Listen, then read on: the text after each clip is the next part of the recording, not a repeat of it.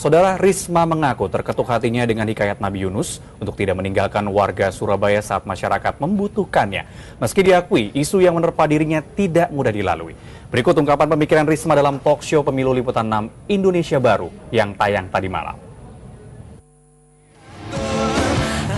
Soalnya apa? Anak-anak kita membutuhkan makan atau sekolah.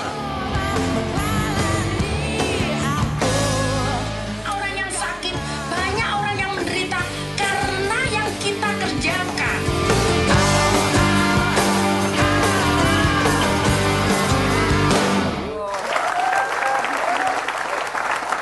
Bagaimana menurut Ibu dengan pembangunan karakter manusianya, pembangunan SDM-nya gitu ya? Itu yang selalu sebetulnya saya selalu kemarin barusan saya diwawancarai, orang kan lihatnya semua yang saya tampilkan fisik.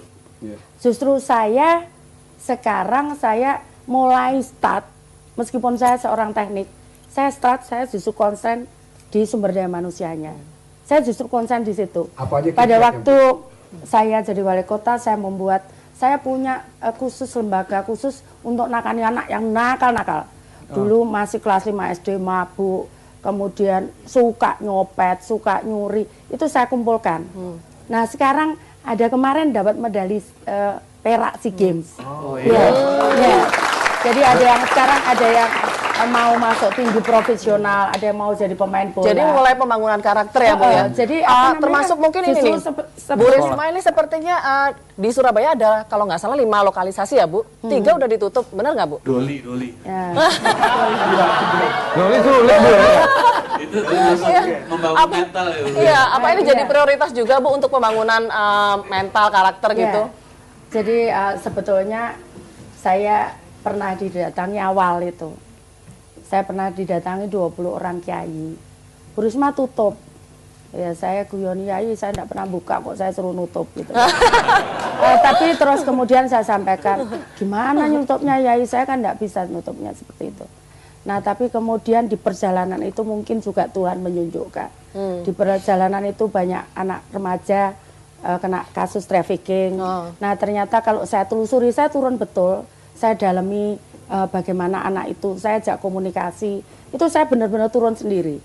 Saya ketemu dengan orang tuanya, itu kemudian ternyata ada benang merah dengan dengan kawasan-kawasan itu. Itu pas approach-nya gimana Bu? Ngebubarin atau nutup itu Nutupnya tuh kayak yang di TV-TV yang wow dihancur-hancurin tempatnya gitu. Enggak begitu, aku nggak mau kayak gitu. Aku enggak. Cewek. Jadi enggak juga. Jadi sebelumnya begitu aku tahu gitu, terus ada cerita seorang mantan PSK yang sudah tua 62 tahun. Dari situ kemudian aku, oh ya ini harus begini. Tapi sebelumnya saya cermati dulu bagaimana karakter dulu. Saya turunkan bukan hanya staf saya perempuan. Saya turunkan sebelumnya bagaimana sih di dalam itu gitu. Nah ternyata dari situ saya dapat cerita. Jadi saya punya foto lengkap dan dia biografinya, kemudian datanya dia kenapa sampai terjun ke situ, saya punya data itu lengkap. Tapi terus solusinya apa yang Bu Risma berikan untuk ini? Karena ya misalnya jadi sumber masalahnya belum selesai, seandainya ekonominya masih bisa, kurang bagus. Makanya itu tadi yang saya sampaikan, Yai, kalau saya bisa memberi makan mereka semua dengan keluarganya, mungkin saya bisa nutup, saya sampaikan begitu. Nah, ditulislah kemudian wali kota menolak penutupan awal itu. Itu awal. Nah, kemudian setelah itu, dia masih sebelumnya, dia pun tidak mau sebelumnya seperti itu. Nah, akhirnya ayo kita berikan pilihan.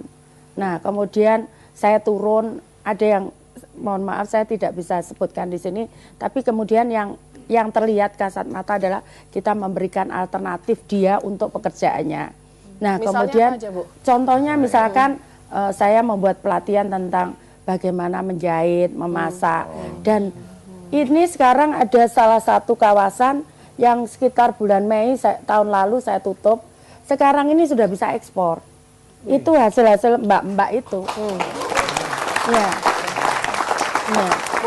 Kalau dengar jawabannya Ibu Risma ini, kelihatannya masih semangat untuk kerja gitu. Saya jadi ini, apakah Bawa ke Jakarta isu soal lagi ya. Lancer itu akan gimana tuh Bu? Ya, apa namanya, itu kan pilihan ya.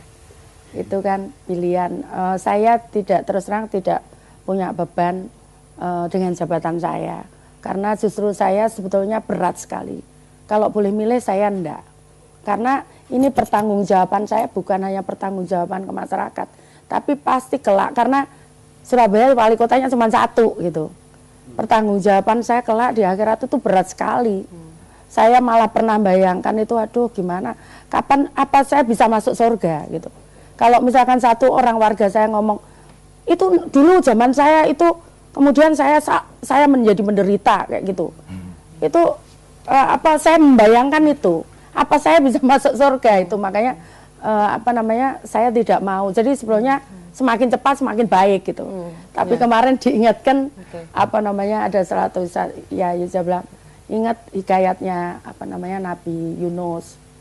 Dia tidak boleh apa saat dia meninggalkan umatnya, kemudian dihukum oleh Tuhan, dia dimasukkan ke apa namanya mulut ikan hiu. Ya. Saya diingetin itu, saya terus kemudian juga sempat merenung, apa ya saya meninggalkan gitu. Saya Daripada mundur mendingan pindah Jakarta ya Bu. Saya terus terang enggak dengan apa namanya, dengan jabatan itu saya nggak mau minta, dan saya selalu nolak. Kenapa? Karena itu berat sekali, berat sekali. Pasti apa namanya, ada di luar kita yang Tuhan kemudian memberikan apa namanya, semacam mungkin apa namanya, semacam ini menunjukkan begini, ini loh ada masalah begini, dan caranya tuh macam-macam gitu loh. Saya tidak ingin, karena saya tidak ingin kemudian karena ambisi saya, kemudian saya dicoba Tuhan dan yang terkena itu rakyat, apa masyarakat saya gitu.